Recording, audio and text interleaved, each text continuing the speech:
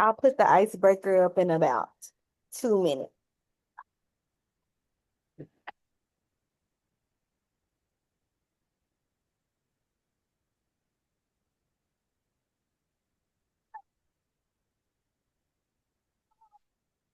Any of y'all have wine? I had to stop and get something quick. I do. This You is Lord do? Kima. I do.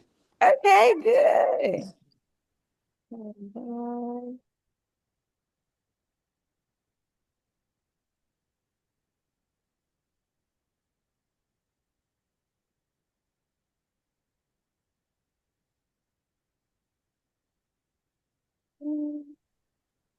Hello, good afternoon.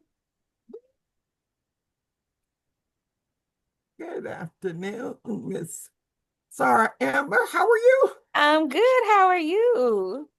Ooh, I'm okay, I think. Good.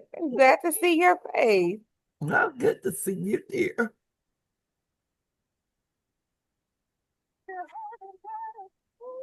Hopefully, we'll be here for a good time and not a long time. I know Arlisha is leaving a book club meeting, and I have one after this. Uh, Okay.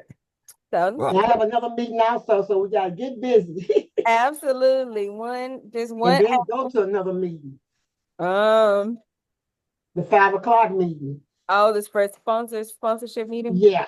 Okay. Okay. All right. So I'll go ahead and put the icebreaker up just for the sake of time. I'll pause this little Prince playlist. So thank you all for joining in with the wine club and the book club and any other sorors that got on the call. We appreciate you coming this Sunday afternoon. And so for our icebreaker, I just want us to drop in the chat, which wine are you? Which wine are you? And I know those descriptions are kind of small, so I'll be reading them. Now I'm no wine person, so our wine people were supposed to be hosting this, but I know Sarah Angela had a family emergency, so she couldn't be on. So help me out if I butcher these wine names, okay? So the first one is Cabernet Sauvignon. Sauvignon, how you say it? So are you Far the beyond. Savion, thank you. The bold leader, that's rich, full-bodied, and unapologetically confident. You're that friend who speaks up, shows up, and doesn't mind taking the lead, even with a little sass. People come to you when they need real talk and real strength. You're normally the one that says, I said what I said, but lovingly, of course. Or are you that champagne friend that's the life of the party? Effervescence, bright and always popping. You bring the energy, the sparkle, the celebration to every space you enter. You may not always be the loudest, but your joy is contagious. And you will be seen saying that every room feels better when I'm in it.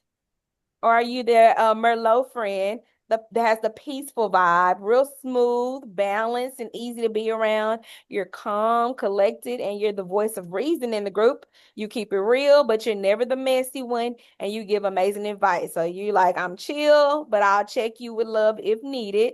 Or are you that rosé friend, which is the sweetheart with a little bit of spice, pretty, approachable, but don't get it twisted. You're warm and loving with a soft heart, but you're also not afraid to speak your truth or stand your ground. Perfect blend of grace and grit. And you like, I'm nice, but I'm not naive. So drop in the chat, which wine friend are you? One, two, three, or four?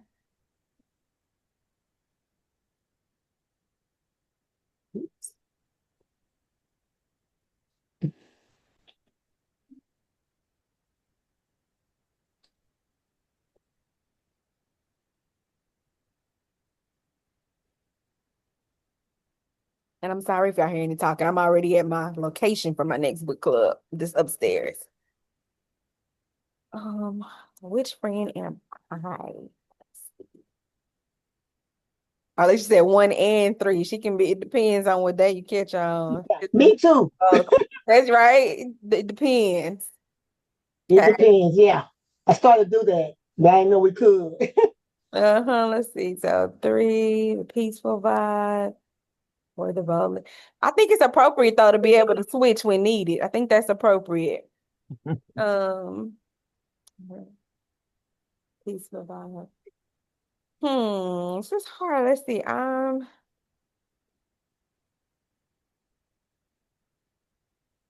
I would probably be a mix between 2 and 4, maybe. I'm a 2 and 4. I added something to mine. Yeah. Put our pencils back on. Make sure I don't have anybody else coming in the participants. Okay. All right. So we keep it moving, keep it moving. So, first of all, I appreciate you all jumping on this Sunday afternoon. I know you have plenty of other things that you could have been doing, especially preparing for a work week, but you are here and we appreciate you on behalf of the wine club and the book club.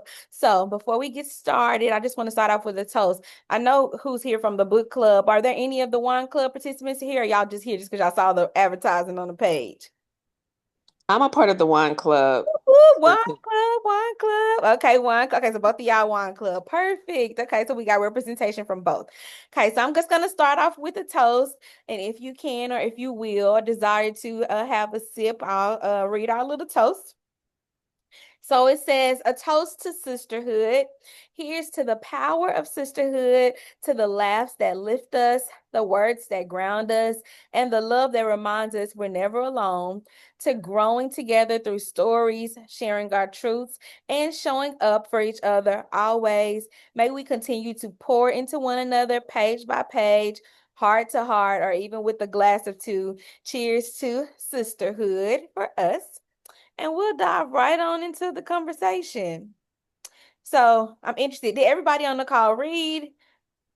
It's okay if you didn't. I appreciate your presence. Yes, ma'am. Yes, we have readers. Okay, cool. If you're here, just the thing I love about memoirs or really any book, they're relatable, right? So you can even relate to things that happen to you, even if you didn't read. So you still have something to offer. So I just want to open the space up. We did read We're Going to Need More Wine, stories from Gabrielle Union. And I just want to open the floor up before I pose any questions. Were there any favorite moments that stood out to you that you would just want to discuss that I might not have included? What were some of your favorite moments in the book, if any? I know some of my book club people on the last call, they're like, I don't really care for Gabrielle Union, but I'll come, so um, did anyone have any favorite moments? I did. This is Arlisha. Sorry it's loud, but I liked when she kind of said to Dwayne and let him know, look, we got black boys walking down the street and we need to educate them and let them know, regardless of who their dad is, they're still black boys. So you need to go get them and you need to let them know what's going on. This is real life. Mm-hmm. Yep. They may not have the opportunity to say who their dad is when it comes to being approached by the police or who their parents are. So very good. Overall, I just like Gabrielle Union's openness. There were a lot of topics. I was watching an interview with her and she was just saying, like, when I was writing them, this was just my life. I was just sharing. But, as people started reading it, they were like, oh my God, you're so brave. And she was like, wait, did I overshare? She started trying to backtrack a little bit, but I appreciate her vulnerability because she did talk about some things that are very sensitive that she opened up about in the discussion. Anybody else? Yeah, what I liked about her, she was open and honest. I mean, she told stuff that I wouldn't have said that, but she went through a lot and she's still making it. Absolutely. Like I said, hopefully she's found love with Dwayne. Absolutely. Okay. So we'll go ahead and jump into the first question. So in the book's opening chapter, we hear about Gabrielle Union's younger years. She describes growing up in two separate worlds, basically spending her school year at home in Pleasantville, which is mostly white, California, suburban area. And then in the summertime, she was in the Black neighborhood in Omaha, Nebraska with her extended family. So how did this duality affect her? How did she behave in each of these worlds? What did you learn from each, if anything, or what accounts for the diversity in the worlds? Like she talked about being Black and being white and how she had to show up in both spaces. And even if you don't know her experience per se, have you ever had that experience?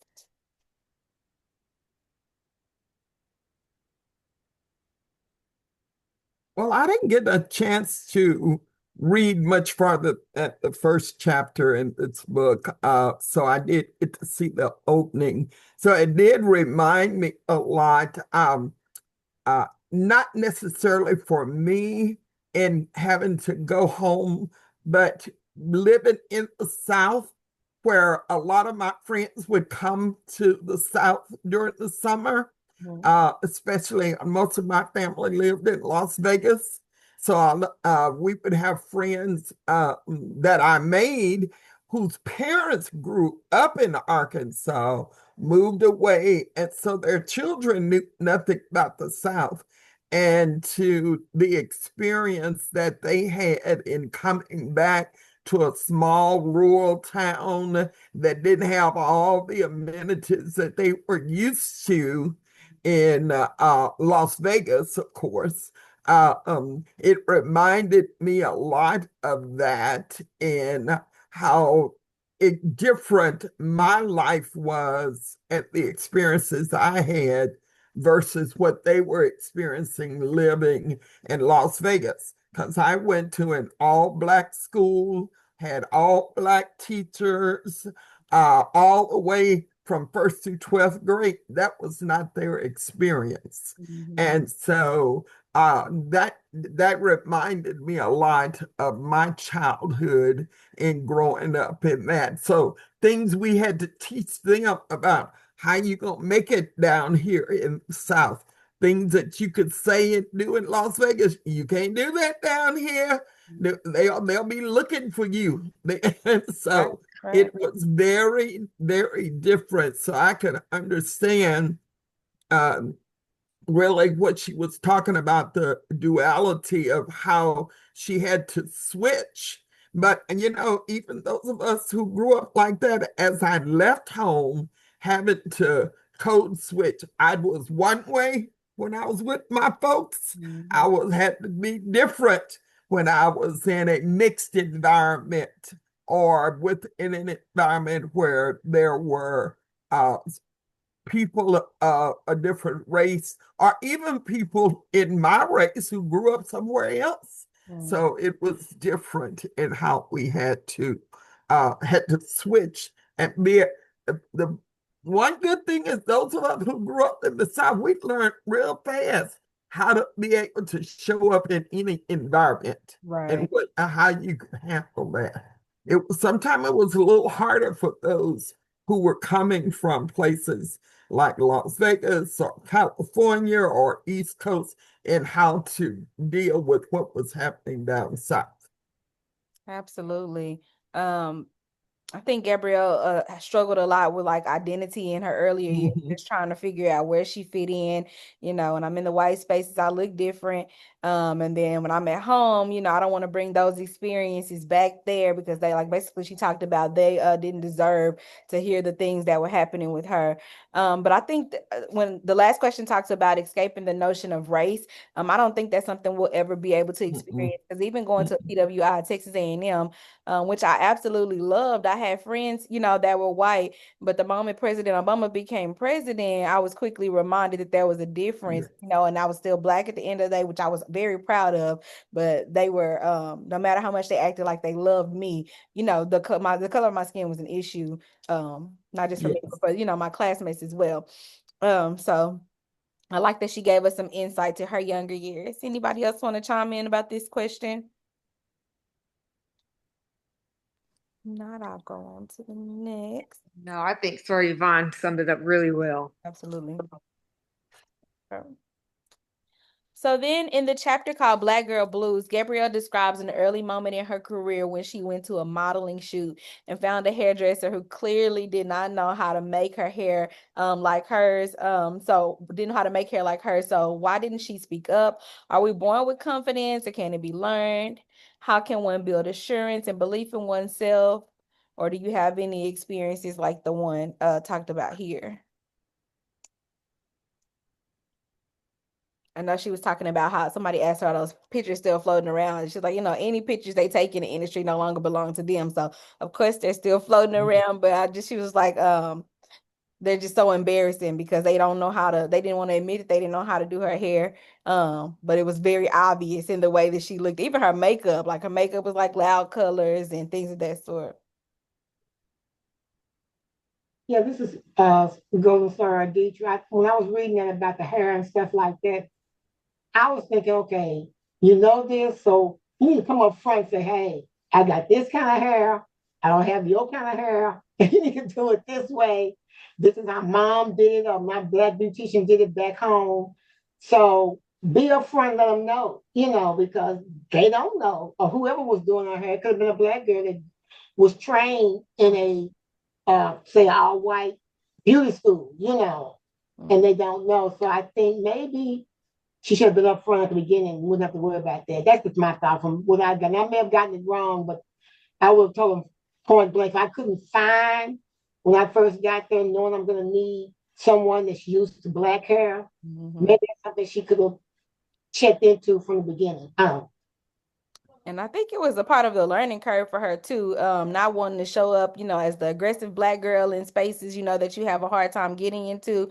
But I'm sure she learned, maybe I should, wear the weave or something, or show up with my hair already done, until I find someone that knows what they're doing. Let's see. I agree. Can I Go ahead. speak on 3, 2 to your other question? I think it was like if we were born with that kind of confidence, or if it can be shared. I do think you do have those children that are just naturally outgoing. I mean, learn naturally outgoing. But when you do listen to her story in this book, and if you all read her second one, it's just as amazing. But you do see how she's learned over the years to gain that confidence. And then when you're hearing how her parents, she never heard the phrase "you're pretty" from her peers or her parents. I think that also played a part in her adulthood. If she was uplifted as a child and understood that Black is beautiful, which is why a lot of our parents and our grandparents and other seniors, they always stress that importance, because it was always deemed as your hair is not the type that we can work with. Your skin color doesn't fit the image that we want for our TV show. Because not too long ago, you have shows with my parents when they were younger, the Black person was the one playing basically a clown.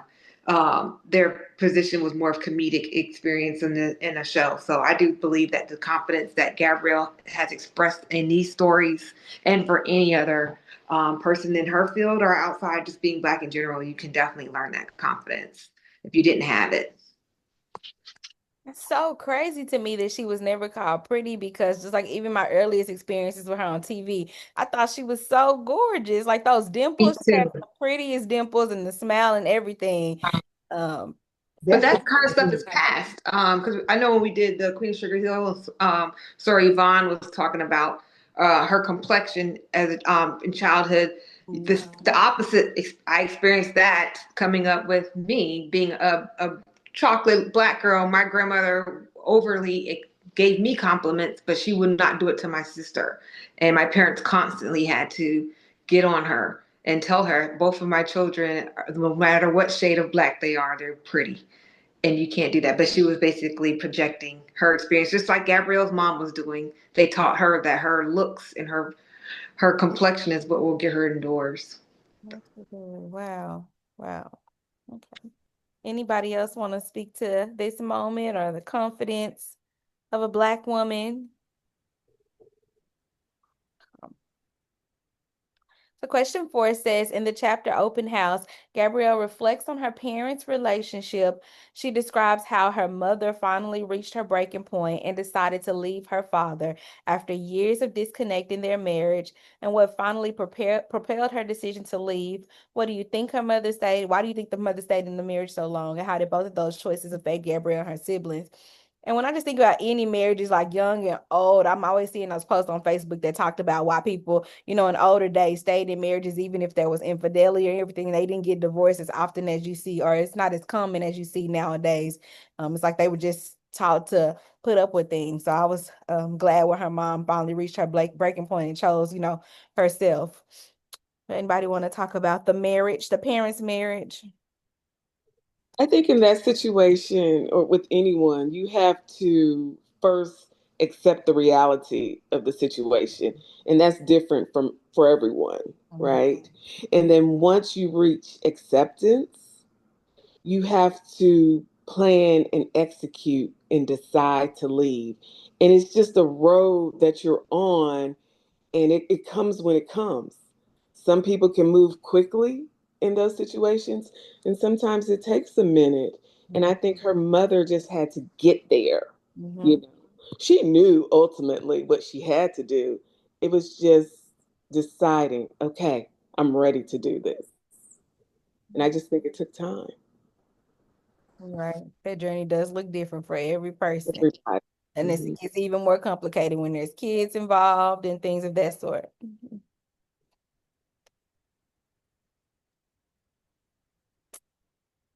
Um, Anybody else want to chime in on the marriage?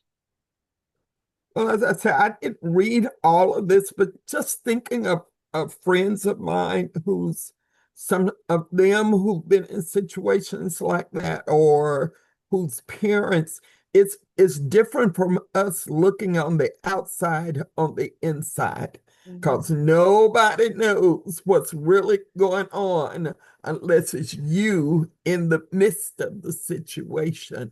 So, I've known friends have stayed together for financial reasons, and all, but many of them because of their kids. Because I'm thinking, why didn't you leave? You know, but it looks different to us than what that person is experiencing within the situation. So, I've learned and not to put myself and start saying, "Oh, this is what I do," because I don't know what I might do in that situation. I might have done the exact same thing. So I don't know what was the decision with her mom and what happened to make her leave, but the mom had to finally realize what the situation was bad enough that she could leave on her own, because then you got to, how do you support your children? How do you take care of them?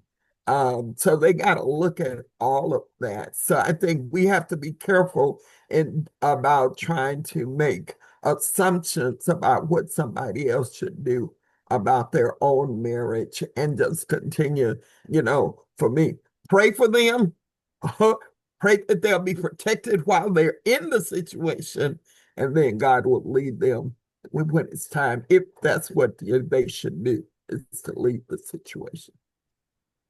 I know, so I read so many books, so I'm, just recalling small moments, but I remember the one story they told about, it was something about like the dad had bought tickets to something, and the mom discovered him, but it was for him and his mistress, and she got Oh, all dressed up thinking that they were thank you. for her. And that just broke my heart because Mm, like, Yeah. I just can imagine how heartbreaking that has to that be, is, and for you to realize it's not for you and you just mhm. got all, dolled up to go out. That was just so sad to me. I was like, oh my goodness. I But don't think he would have went out that night. right. Uh, So, Go ahead. yeah, that was rough. Mm-hmm. But I know, like, even like when we had our matriarch meeting and my mom joined us, my mom was married to my dad twice, like married, divorced, married, divorced. And it's just hard. So much of your identity becomes caught up in your marriage and your family, like, according to society standards. And, you just, nobody wants to have a failed marriage. So you're going to do what you can to make it work. But at some point, you have to choose you and your worth and, those things. And think about the example that you're setting for your, especially have daughters, the example that you're setting for your daughters for how they should be treated moving along. So I think you have to, take all those things into consideration. Um, let's see. Okay, so question 5. Gabrielle bravely speaks out about her rape in Code 261. So one intriguing question she is asked even now is, what were you wearing? Why does this question trouble her? Does it bother you? Why do you think the idea that a woman's clothing, how she dresses, is an invitation for sexual violence, remains prevalent in our in society? Why do you think that idea remains prevalent in our society?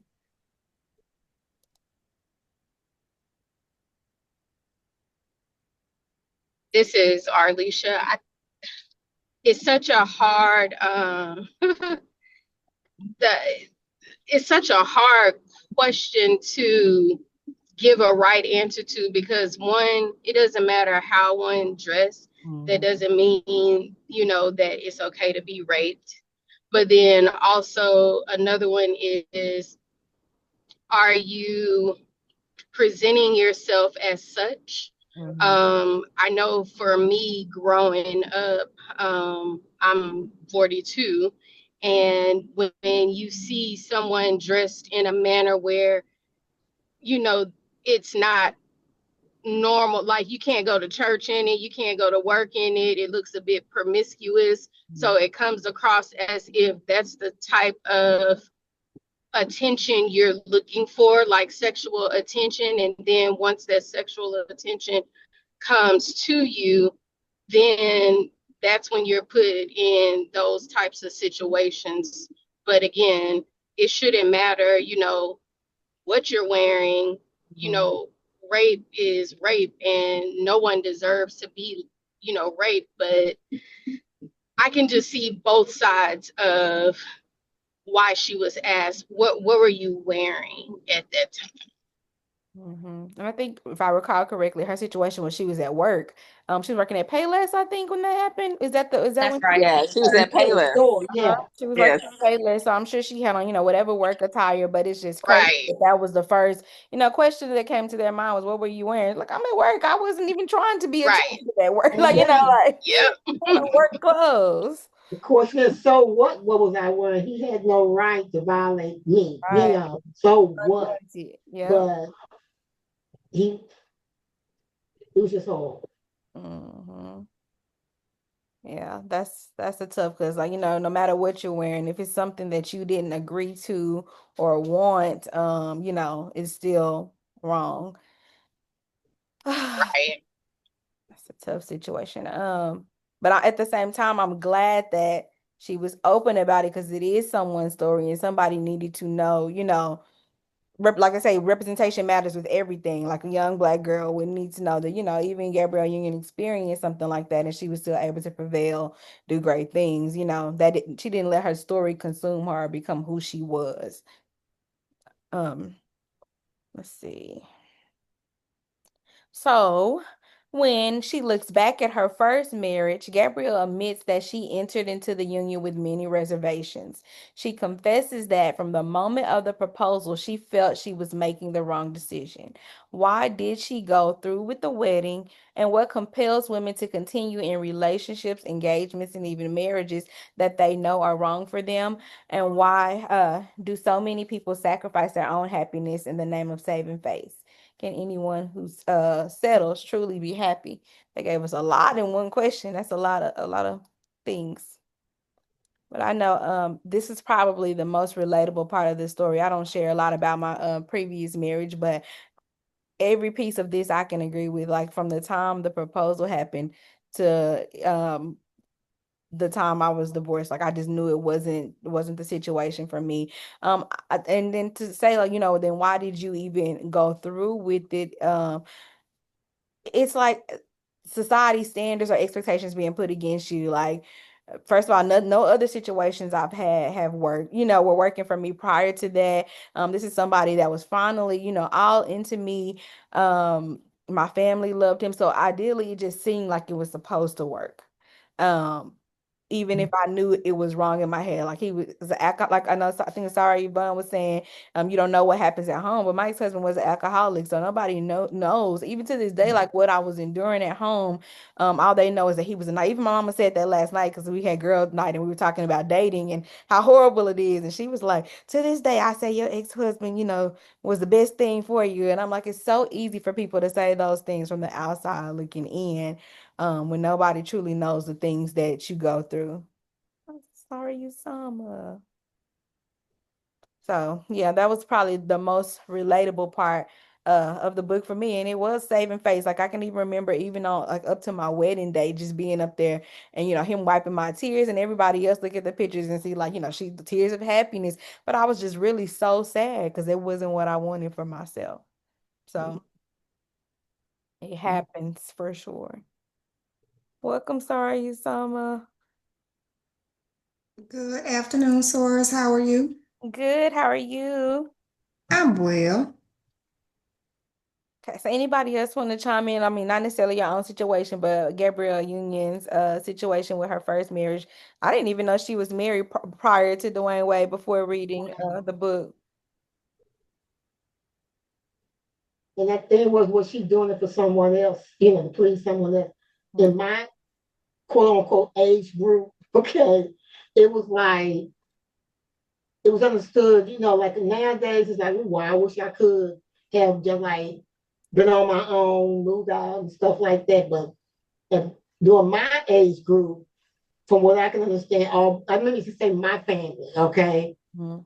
you had to, it was said. I can remember the conversation in my household. I was probably like the 10th grade, and I said something about when I finished college and my cousin and I gonna move into our apartment. They looked at me like I was crazy, and that kind of like stuck with me. Oh, dog, for me to get away from this house, even though I had a beautiful upbringing and stuff like that. But I still want to be on my own. But that was like null and void, So it's like, okay, when I finished college, I wanted to be able to move here, there. But oh no. And I had three aunts sitting there, plus a grandmother, plus a mom saying, oh, girls don't do that. You're gonna be coming back home. It's like, okay, unless you married. So that's I'm not saying I have a beautiful marriage. We've been married 54 years and stuff like that, but we could be married 50 years or whatever. I want to have some time to say my boss, because no, I'm living at home. I'm still at 25, 30, gonna have a curfew, you know. And that's why I was so eager when my daughter got out of college, you gone. Because I don't want to be worried about where you are. As long as when I'm not, you're not living at home with your parents, I ain't worried about what Kiki was. I guess I should have, but I didn't because she was on her own. So I think a lot of times in my age group of my years, you had to leave. You had to be married to leave home, or because you were still under mother's rules. No matter how old you get, Kia came back home before she bought her home. It's like, okay, you still gotta do my rules. So hurry up and get out of here. That's funny. After I divorced, I moved in with my mom for a few months as I was transitioning, and it was the same thing. She was asking me a million questions to the point where like I gotta find me something in between because in my mind I was grown, but she's like, you under my roof. I don't care how old you are. I still don't want you coming in at crazy hours. You still gotta be respectful, contribute, Yeah, all those things. you're right. Mhm. I don't know if anybody said this. I just wonder if it was like embarrassment, right? Like a lot of times it's just pressure and you don't want to listen to yourself because you don't want the scrutiny of other people. Or, I mean, let's just face the reality too, right? In terms of Black women, there are more college educated Black women that are unmarried than married. So if you're lucky enough to get someone to propose or just the fear, right? Like if I don't say yes to this, will it come along? And that's, kind of sad and unfortunate, but that's the reality that um a lot of Black women who are college educated face, that you are in a pool where potential husbands are limited, especially if you're trying to stick with a Black man. Yes, that is so true. And on the other side of this, like to go off what you were just saying, like I was talking to my friend the other day about, okay, so once you say, okay, I don't want this anymore, I'm gonna get divorced. Then I have like something called I don't know the correct term for it, like divorcee's remorse or something like that. Like to the point to where I don't feel like I deserve another chance. Like maybe that's not what I wanted, but that's what I needed. And so maybe that opportunity won't come along again. And so for the longest, I stayed in it because of those things. Like I may not ever get a chance to be married again, or I don't have any kids. That may have been my opportunity to be a mother, and I'm giving up on those things, and I might not ever get them again. I think that comes with having faith, and trusting that, in God's promises. But it's layers to it why people stay. And like you said, even with the her parents being divorced, maybe she didn't want to have that same story.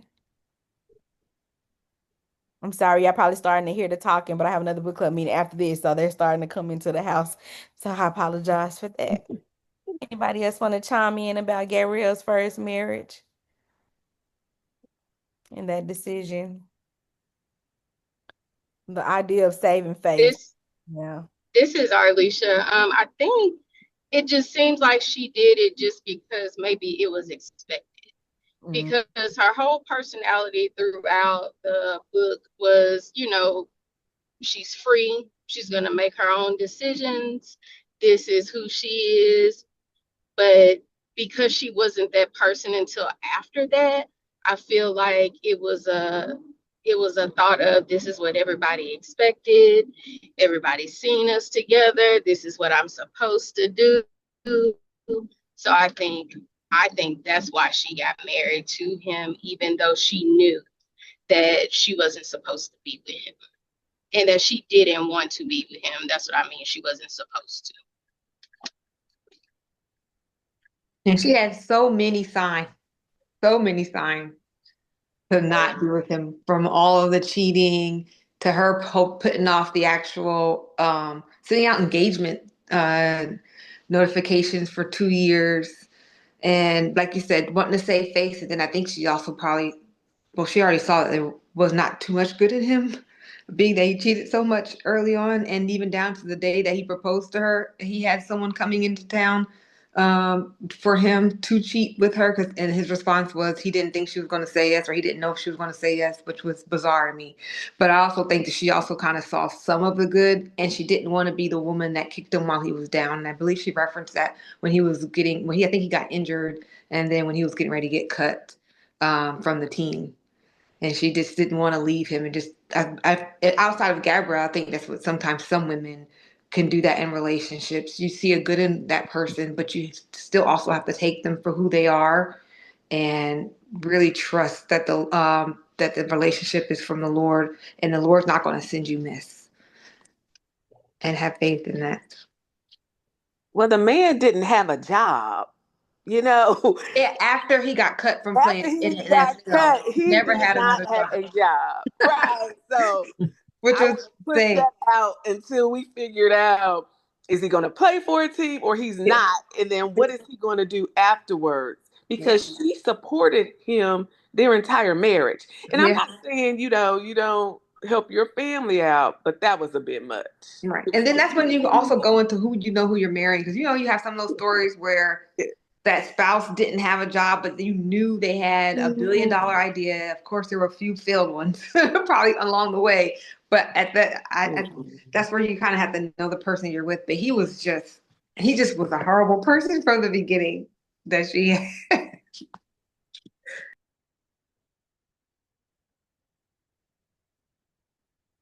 Okay. So after giving a speech about negativity and the culture of competition at the Luncheon for Essence Fierce and Flawless Award, Gabrielle is applauded and praised for her honesty. So in this chapter, she writes that there's always an audience for negativity. Oh, so true. Why does she say this?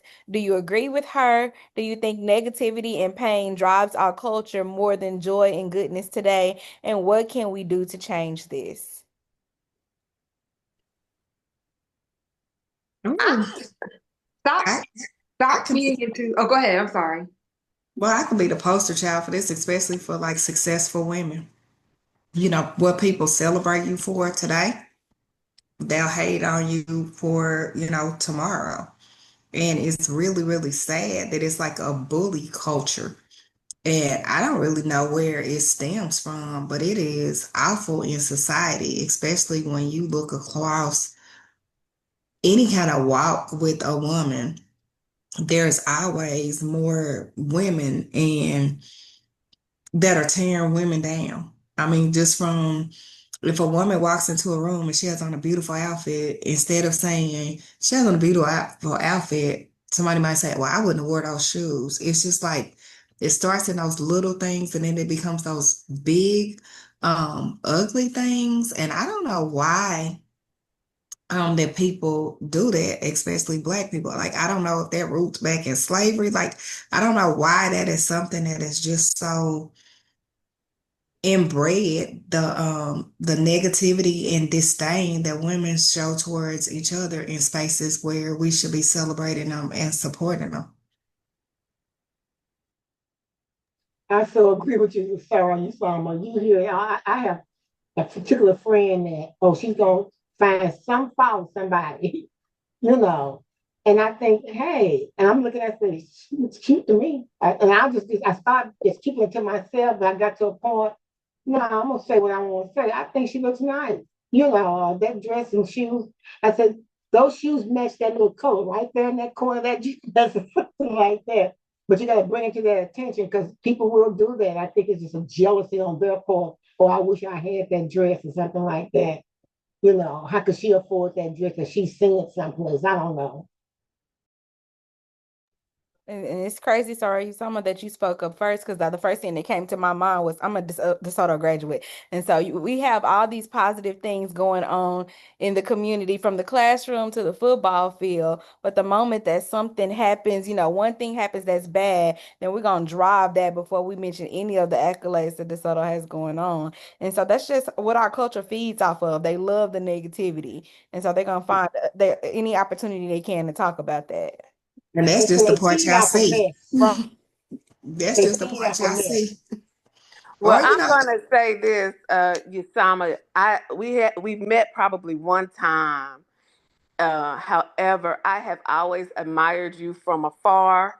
Um, I've never said anything to you, but I think you're doing an amazing job from what I know.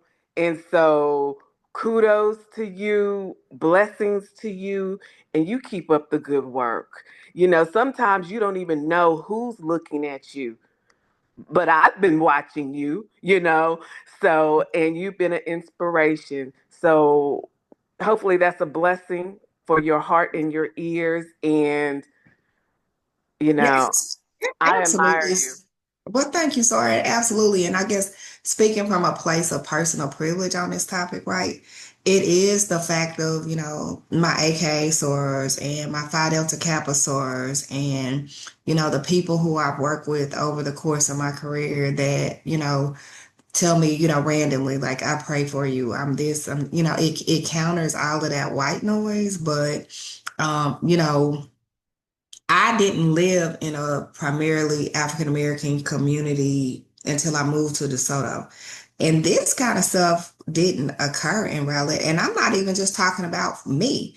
I'm talking about from the mayoral race to whatever the case. It is just like vicious attacks on, um, women in leadership. I think about Renee Hall. Like that really was something that just got in my spirit, I guess maybe about a year and a half ago. There was a soror who was a vice provost at Lincoln University in Missouri who committed suicide just based on this professional bullying that people do. And I think about like Renee Hall. Everybody celebrated her when she came into this city of Dallas. And then, they ran her out. And, I pray for the Dallas city manager, daily because, being a Black woman and daring to lead and to chip that ceiling for other people, like I said, people, while the honeymoon is the honeymoon, they're celebrating you, but the attacks are, vicious. And I turn it around personally. I'm like, if you're a woman in leadership, they either gonna call you a bitch or a hoe.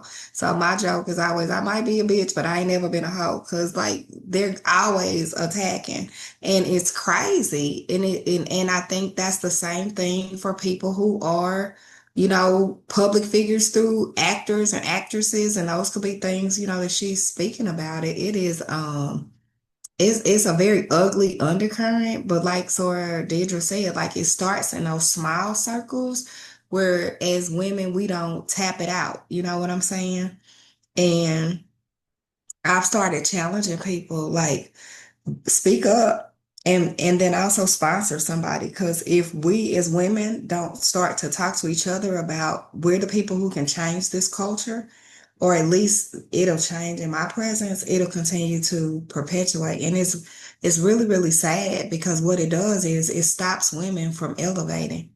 And any organization whatever the case may be. It's not until women, and especially Black women, get into spaces like they give it to us when it's tore down, and we're the ones fixing it and then left broken afterwards. And it's really a dark, sad place. And it's unfortunate that people across the spectrum experience it, whether it's leading an organization. You know, I could imagine the things that, our chapter presidents, and I'm gonna say presidents, from the first one to the current one, experience with this kind of, I just call it bullying.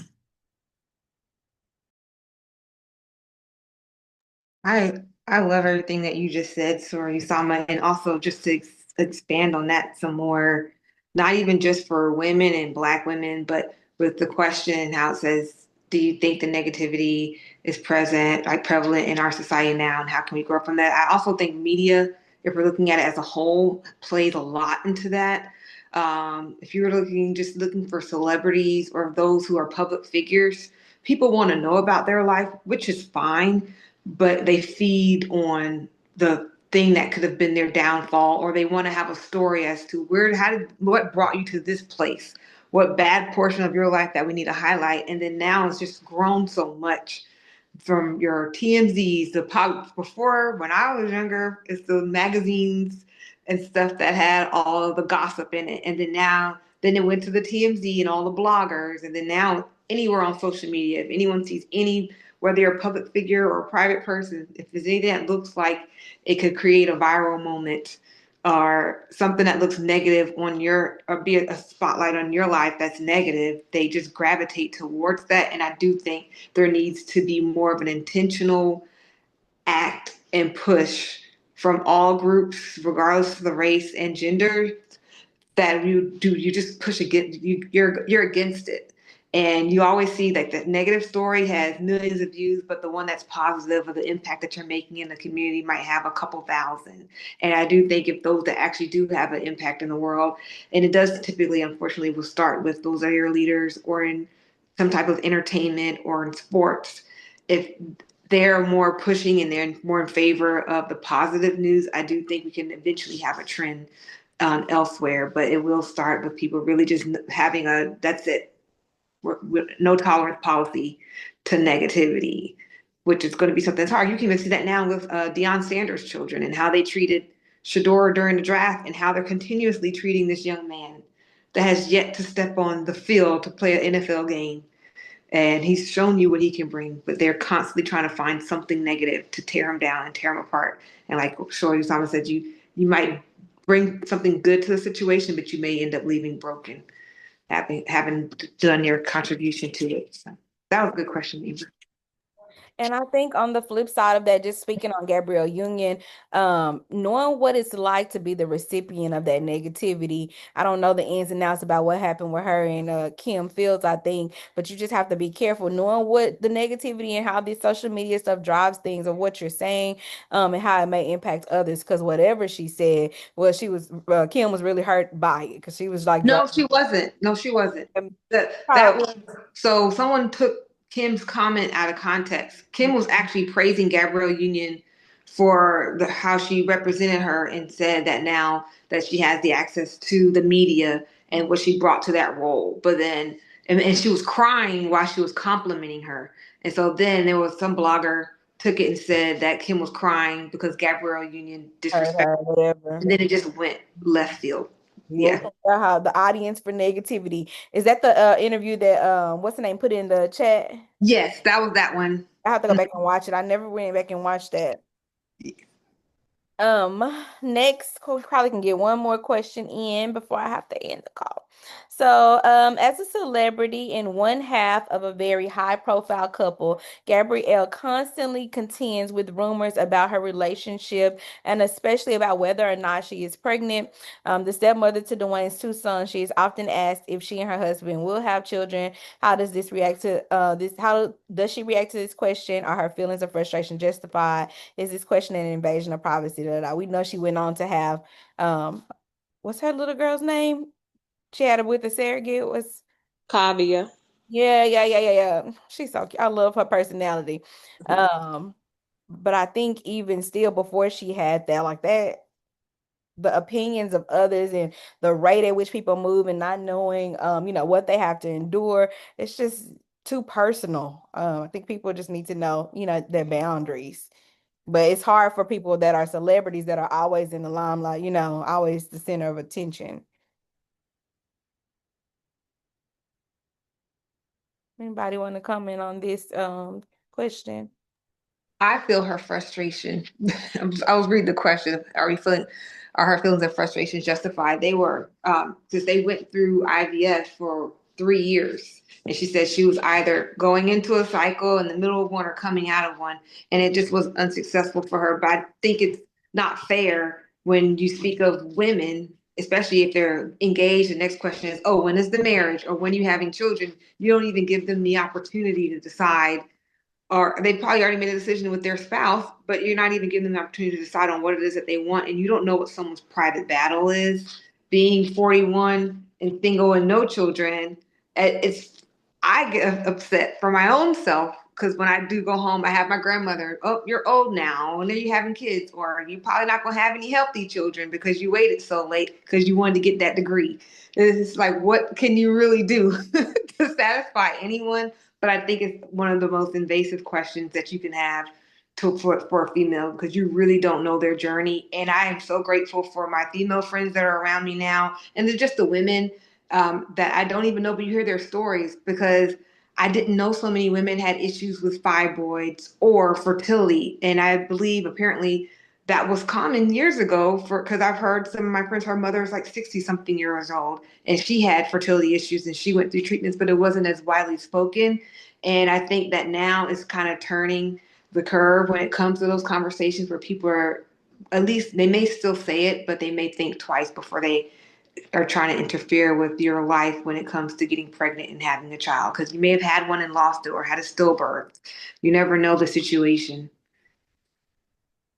I think it all goes back to like culturally, community has changed, right? So things are changed, and I think people project like generational things because back, a couple of generations back, everybody was like close knit, with like, nearby. Women had, everybody was getting married, and it was, people and things that you could choose from. But as you deal with just population density and sprawl, like life has changed and we haven't evolved in our mindset or our thinking, and it doesn't, or to your point too, like about conversation and communication. Um, because I think people have dealt with all the things that we're dealing with in today's society, but it just wasn't talked about, like, let's call a thing, right? Your gay uncle or auntie, then nobody, they just was like, they was different, but you didn't talk about it, or all the different, things. And it is invasive and disrespectful, I think, and just perpetuating. And having a daughter in, her early 30s, I've had to unlearn a lot of family behaviors, that you unconsciously pass forward that younger people today think differently about, you know what I'm saying? Or in the past, people might have felt that way and they just suffered in silence and didn't say anything about it. But now, young women will be like, oh, thank you for inviting yourself into my uterus for this discussion. And Yes, then they you just do. and then you just kind of feel like, oh, but I just think those are some of the things that I applaud in younger women in finding their voice about, it's not one way to be a woman. And I think that's the evolution of learning like intergenerational respect. That's exactly what I was thinking. It's a generational thing. And I love that millennials in particular are being a lot more vocal, especially on social media, about what they're not tolerating, their boundaries, and, Mhm. what's not appropriate. Because sometimes people, you don't know what you don't know. Right. And so, like, I know when it comes to weight, marriage, fertility, all those things, I know it's a lot of the older generations that are quick to say something about it, but that's what was said to them. That's what was taught. So until we have those conversations, like you said, people just don't know. They don't. Don't know. So I love that we are a lot more vocal. Did anybody have anything else before I wrap up that they wanted to speak about from the book that we didn't get to touch on? No. Okay, well, I absolutely appreciate y'all jumping on for this hour of sisterhood to discuss. We're going to need more wine by Gabrielle Union Wine Club. Thank y'all for collaborating with the Reading with Pearls and Purpose Book Club. We enjoyed y'all. And so thank y'all for being here. Thank you, Thank Sarah you. Amber. Enjoy y'all Sunday evening. I hope you have a good week. All Bye, right. ladies. Bye, Sarah. Bye, Source.